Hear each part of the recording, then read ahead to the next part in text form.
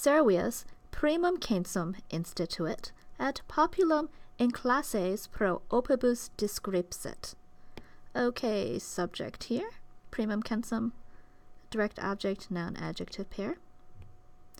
Instituit, verb, and then we've got this et, so it's saying he did one thing, instituit, and something else. We'll see what that is in a second. Look, populum, another direct object, prepositional phrase 1 in classes, and pro opibus, and then descripsit is the second thing. So we've got Servius did this to that direct object, and he did this to this direct object with two prepositional phrases describing what's going on.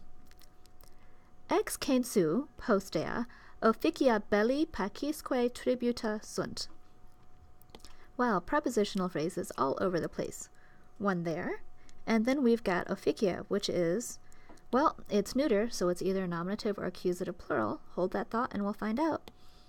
Belli, pacisque, notice they're joined by the que, so this is two genitives. Oh, there it is. So they're modifying officia. And then tributa sunt is a periphrastic verb, two words, perfect passive. So your subject is officia, tributa sunt, verb.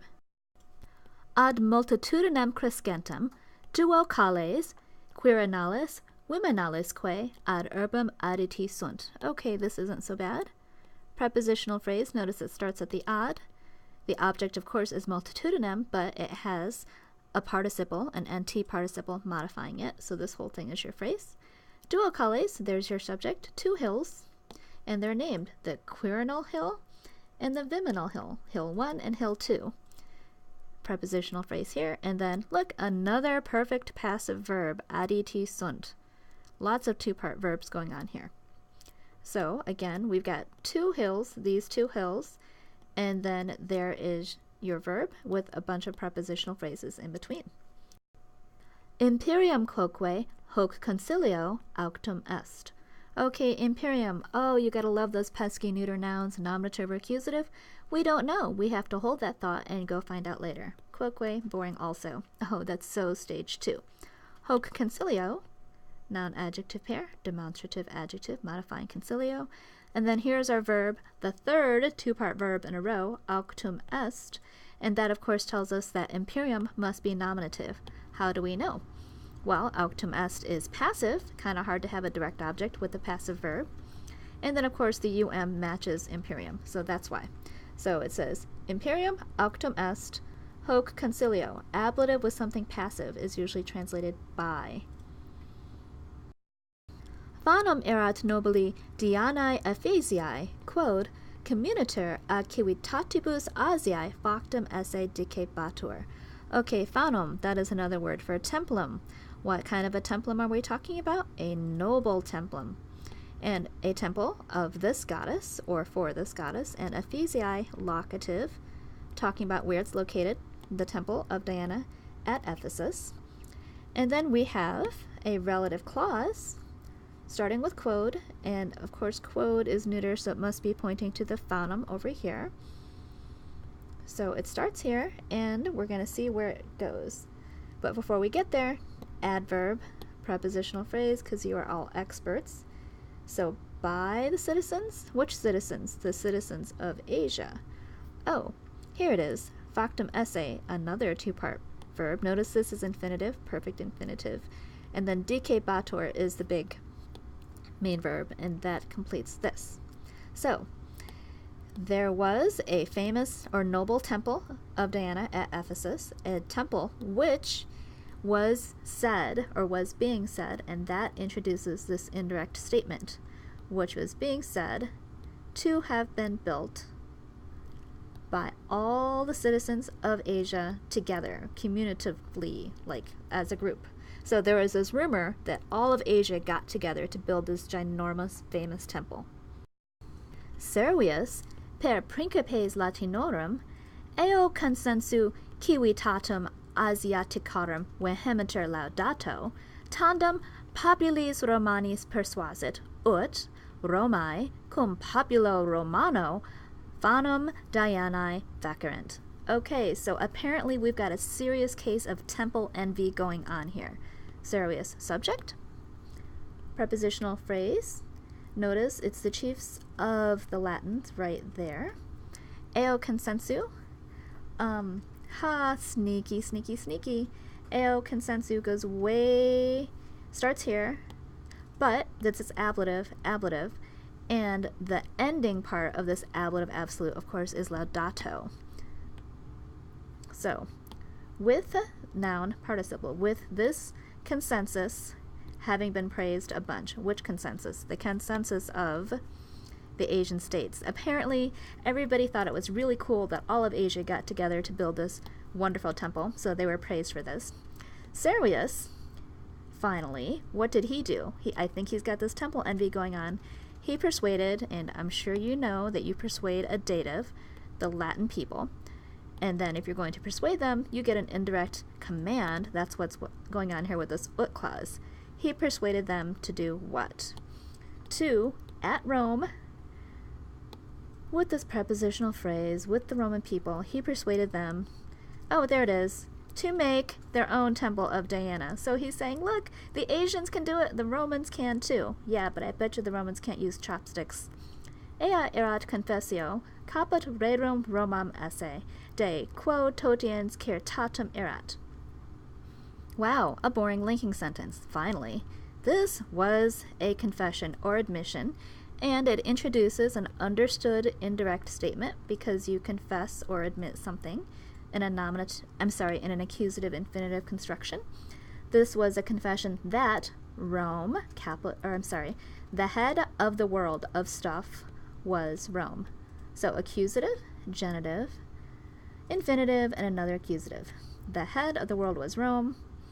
De quo, prepositional phrase introducing a relative clause about which so often there had been a battle or a fight. So finally, by building this temple of Diana, which was imitating the temple of Diana in Asia, Servius was trying to prove that Rome was the capital of the world and we should all stop fighting about it. Lucius Tarquinius, prisci filius, interdum querebatur, quod Servius in usu populi regnaret. Okay, Lucius Tarquinius. Well, just in case you don't remember who he is, they gave us a phrase in apposition to describe him. He's Priscus's kid. Okay, so what's he doing? Meanwhile, querebatur. Do not mix this up with quaerebatur. It is not to be asked or to be sought, but queror is a deponent verb meaning complain. So, spoiled rich kid was complaining. What was he complaining? Why was he complaining? Oh, well, they're going to tell us. Because he was complaining because Servius was in charge with the not order of the populace in usu. Love that word, not order. I'm sure your dictionary gives you a better gloss, but he's basically saying that Servius was ruling and the people had never really approved of it. Servius igitur agrum prius captum ex hostibus viritum divisit, hoc modo voluntatem plebis conciliavit. Servius is a sneaky politician. Realizing that Priscus is stirring up trouble, what's he do? He gives up benefits to people. Let's see how he does it. Therefore, agrum, direct object here. We'll mark that. And then prius is really an adverb, which means previously or prior, and it's talking about captum. And captum, of course, is talking about land. So Servius is going to do something to the land that was captured previously. Captured previously, what land? Oh, the land from the enemies in the prepositional phrase. Because remember, Rome had been on this expansion streak, so they've got all this extra land from people that they took over. And what does Servius decide to do to it? Oh, he's going to split it up among all the people, head by head, so everybody gets a little piece of land. Hey, instead of giving welfare benefits, let's give them all land. And then, of course, in this way, everybody's going to like him again. He conciliated the will of the plebs. So it was a land transfer in order to stay in power. Populus diende, maximo consensu eam regnare usit. Okay, populus here, of course, is the subject, adverb, noun adjective pair, maximo consensu, right there. And then eam regnare is an objective use of the infinitive because it is the direct object of usit. Remember, usit takes an accusative infinitive construction.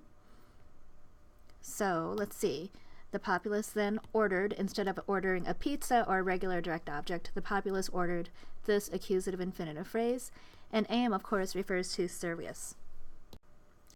Rex, duas filias, Lucio atque orunti Tarquiniis, prisci filiis, in matrimonium dederat. Okay, we have a lot of people going on here. Obviously, Rex, the king, is our subject, and then we have this direct object. And apparently, he's doing something to his 2 daughters here. So there's our direct object. But then what's going on with this? Well, Lucio and Arunti are both dative.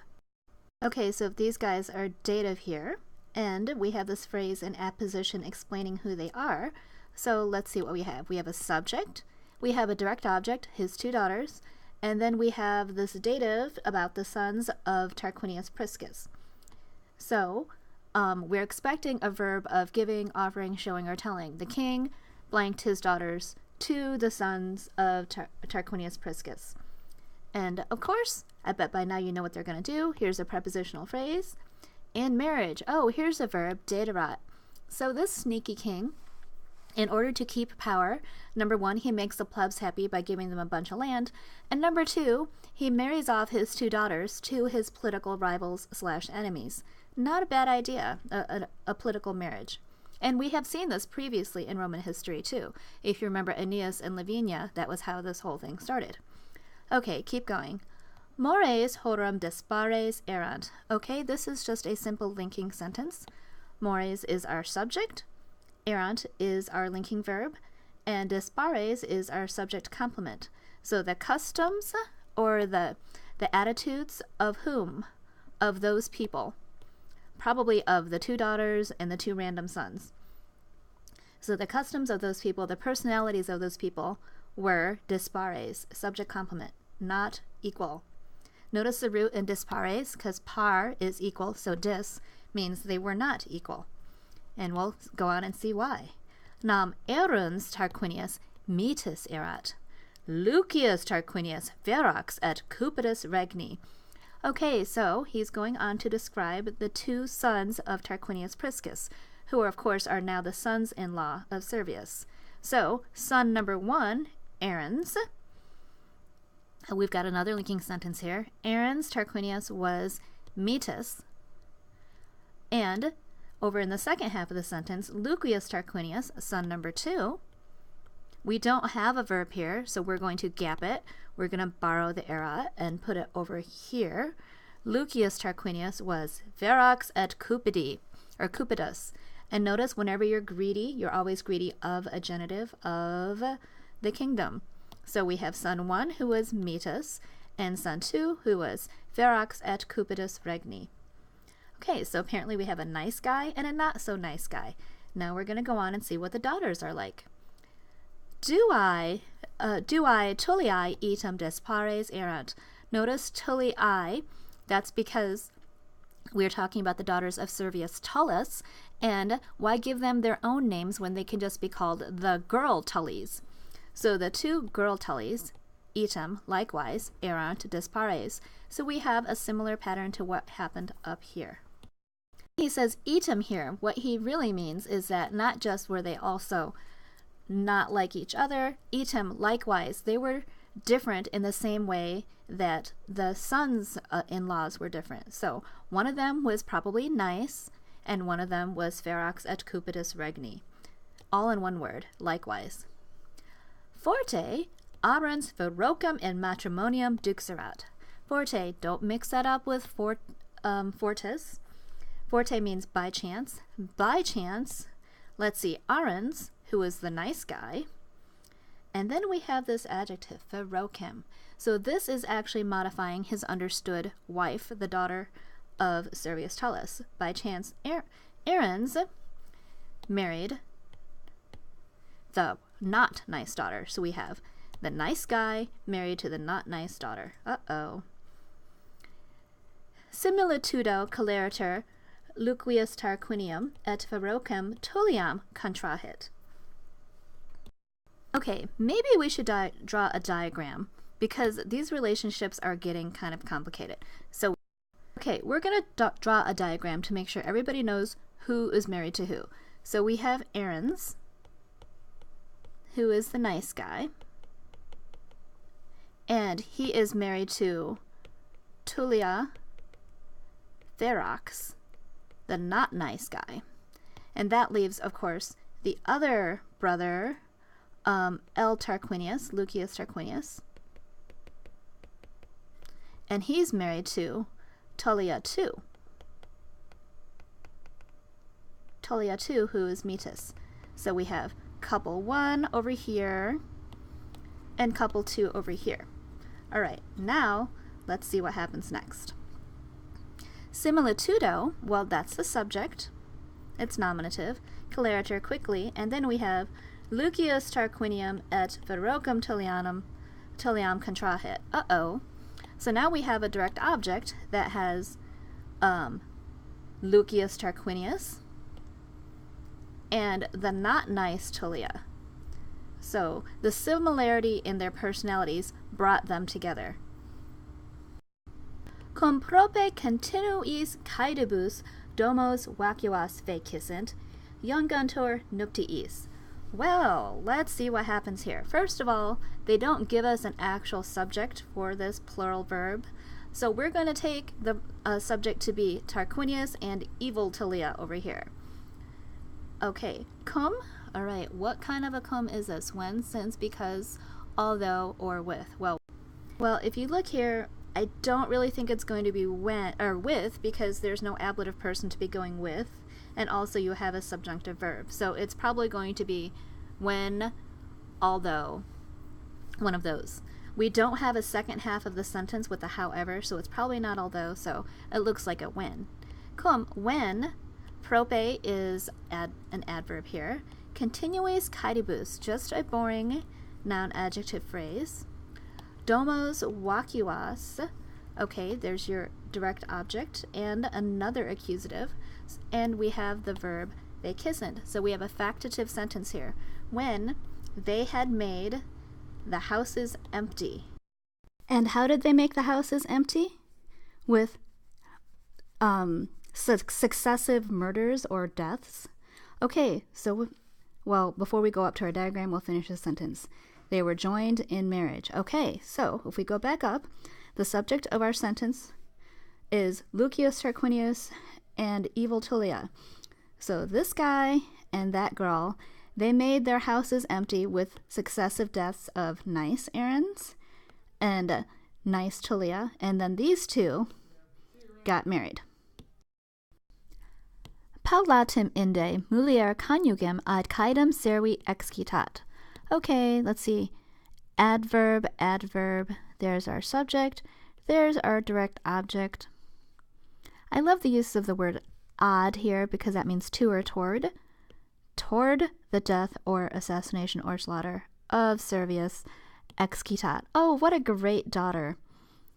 Itaque Tarquinius prius omnibus rebus cives et maxime patres conciliavit. Okay, so Tarquinius is now going through a power grab, but he's being sneaky. Tarquinius prius. So first he's a subject. Omnibus rebus, probably ablative. Here's our direct object, cives et maxime patres. Notice our two accusatives are joined by the et, and then here is your verb conciliavit. So Tarquinius conciliated the citizens and mostly the Senate in all things. So apparently he got them to like him. I wonder how he did that. Post remo, ubi iam tempus agendi visum est, stipatus armatis in forum irrupit. Finally, okay, a nifty ubi clause. When, which sounds temporal to me, just talking about when things happen. Notice it's ubi plus an indicative. Goes like that. Let's see, agendi, this is a gerundive. This is of actings, and it's modifying tempus. When the time of acting, of working, of doing stuff appeared or seemed to be seen. Stipatus is nominative singular. Armatis is ablative, so it's either with or by, when Tarquinius was stipatus, with or by armatis. We've got a prepositional phrase, and then irrupit. the verb. Inde in regia sede procuria sedens patres in curiam per praeconum ad regem Tarquinium vocari usit. And then, regia sede, I think that's the fancy chair. And where is the fancy chair? In front of the Senate House. Sedens, there's a participle, modifying Tarquinius. So sitting here, Senate, patres, those are the senators. And notice this is either nominative or accusative plural, but I am anticipating that it is accusative because if we had two nominative things in a row, they would be joined by a connector. So I'm assuming that since we don't have that connector, this is a direct object of something. In curiam, okay, we've got that prepositional phrase, and then here's another prepositional phrase, and then, look at this last one. Ad regem Tarquinium, to King Tarquinius. Well, that's weird, because last I heard Servius was still around. Here it is, vocare usit. Okay, so your main verb is to order, and remember, you always order an accusative infinitive construction. So patres is the accusative, and vocare is the infinitive. So he orders the patres to be called. Let's bracket out our big accusative infinitive so you can see it. He orders the senators to be called. Ibi incusabat regem, quod regnum muliebri dono occupavisit, querebator item de conciliis popularibus, de agro plebi de viso, de censu instituto. Oh yay, look, a simple clause, verb, direct object. Well, if only it stopped there. Okay, then we have a quod, a because clause, a causal clause.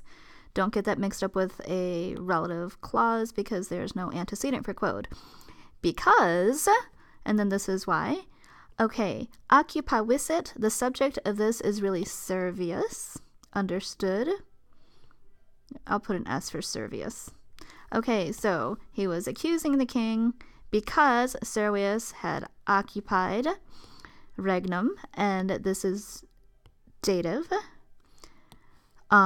For or from a womanly gift. Remember how Servius got his power? That was Tanaquil's doing, right? Okay. Querebator item de conciliis popularibus. Okay, queror, do not mix that up with some other verb. Queror is a deponent verb and it means to complain. Likewise, wow, we've seen that word a lot. Likewise, he was complaining about, let's see, thing 1, prepositional phrase here, thing 2, prepositional phrase here, and thing 3, prepositional phrase here. So these 3 things about which he is complaining seem to be things that maybe the senators would not have liked. They might not have liked this. They might not have liked the land distribution, and maybe they didn't like the Senate or the census itself. Dum loquitur Servius intervenit, et a vestibulo curiae magna voce, quid tibi vis inquit Tarquini? We'll finish the rest of his sentence on the next page, but let's start here and see what he has. This word vis is so cool. Why is it cool? Well, because it's either the second person singular of volo, a verb, volo meaning to want, or it's a noun meaning force or violence. And they look exactly the same. So what kind of clues do we have to help us out? Well, if it is a verb, it's possible, but it's kind of weird. But if you keep, that would mean, what do you want for yourself? Which is kind of okay, but if you look at the context of what we have going on, over here we've got qua, audacia, where qua is pointing to audacia as a demonstrative or interrogative adjective. So I think here we're going to have a parallel construction, quid vis. And this is a dative of possession with an understood est. So it's really saying what violence or what force is to you. In other words, what force or violence or will do you have, Tarquinius? And then we'll finish up on the next page to see how the rest of this works. Okay, continuing Servius's outburst. Qua audacia tu me vivo vocare patres aut in sede mea considere ausus es. Okay, so again, we're going for that parallel construction. With what boldness do you, and that's nominative. So what's going on with this me vivo? Well, this is ablative, and this is ablative. Okay, so this is one of those ablative absolutes with a noun and an adjective as opposed to a noun and a participle. So with me alive, or while I'm still alive, with me living, with what boldness do you, and then we have to keep going. Okay, we've got an infinitive, direct object. Well, why do we have that infinitive? I don't know. You something to call the Senate. Or in my chair, prepositional phrase. Considere, okay, that's another infinitive. So we have infinitive 1 and an infinitive 2. Oh, and then here's our verb that tells us what those infinitives are for. With what boldness do you, while I'm still alive, do you dare to do what? To convene the Senate or sit in my fancy seat. Now, this is funny because while I'm still alive could kind of be an invitation for Tarquinius to make it so that he's not alive so that he can sit in the fancy chair and call the Senate. I don't know, just saying. It could be a problem. Tarquinius ferocator respondet, se sedem patris sui tenere, se regni heredem esse. Okay, so they're having an argument, and Tarquinius fiercely responds in respondet. That's a verb of saying. I bet you he responds in an accusative infinitive construction, indirect statement, which makes sense because we have an accusative here, direct object of that, infinitive there, and another accusative and infinitive here. So Tarquinius responds that se refers to him, Tarquinius, because se goes back to the subject of the main verb, that he, so this is the subject of that accusative infinitive, this is direct object of it, and here's the verb. Patris sui is modifying sedem, and Tarquinius also responds that he over here. This is your infinitive verb, and then this appears to be a linking sentence. He responds that he is the heir of what? The kingdom. So he's saying, look, I'm just back where I should be, because you kind of cheated me out of the kingdom. Tom medium eripit servium, e la tomque e curia per gradus deicit, inde in curiam reddit. Oh, this does not look good for Servius. Okay, so medium modifies servium. Tarquinius is a subject of eripit. Before you go running for a dictionary, look at that root, ripit, that's like rabbit. So rip, rap, it's to seize or grab or snag, I bet you. Now you can go look it up. Okay, so he grabbed Servius. I don't think he grabbed the middle of Servius, but maybe he just grabbed him around the middle of his body. And elatum is a participle. Notice it's perfect passive and it's modifying Servius. So Servius having been grabbed. Oh dear, not looking good. From the Senate House, through the steps, deicit. So Tarquinius is the subject here as well. So Tarquinius, eripit medium servum, and he deicit Servius, who was all this stuff. And then what did Tarquinius do? Reddit in curiam. Well, took care of that, father-in-law. Apparatores regis fugiant. Okay, apparently these guys are just not very good bodyguards, because do you remember what the apparatores did back when the last king got assassinated? Not much. Rex ipse, servis Tarquinii interficiter. Okay, we've got our subject, Rex ipse, the king himself, who's still there for now. We have a prepositional phrase, servis, by whose slaves? Tarquinius' slaves. Okay, if we've got that I bet you can guess what this passive verb means. And it's passive, so we need this ablative of agent to show who's doing the action there. Tullia, carpento inforum invecta, conjugum evocavit, vergemque prima appellavit. Oh, Tullia, remember her, the evil Tullia? Well, her dad is now dead, and she just happened to be in Vecta. That's how you travel. If you are a Roman, you are usually carried around because your slaves are carrying you in a sedan chair on their shoulders. Carried in this carpento, that is her vehicle, into the forum, so she just happened to be around. And direct object there, Tullia ewokawit, her husband, and the que says what else she did. Oh, well, Prima modifies Tullia, so she was the first one who did this. She called him the king first. Oh, apparently she likes his promotion.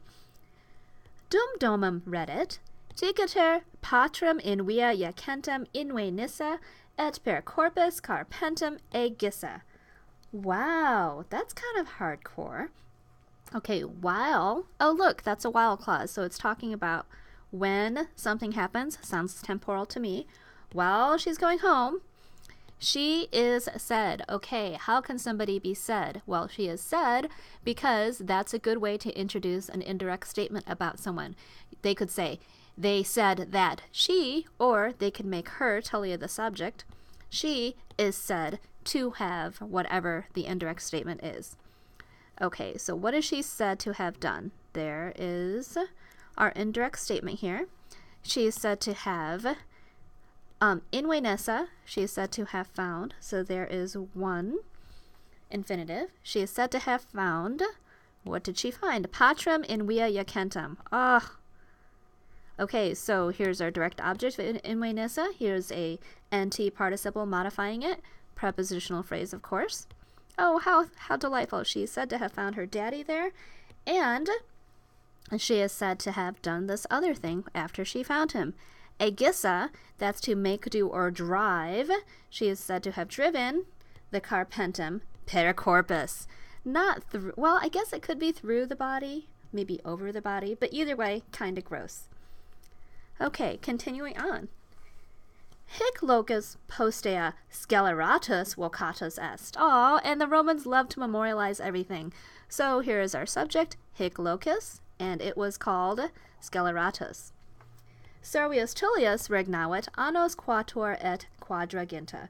So then we have this accusative of extent of time, talking about how long Servius had been king before he was unceremoniously tossed down the steps and run over.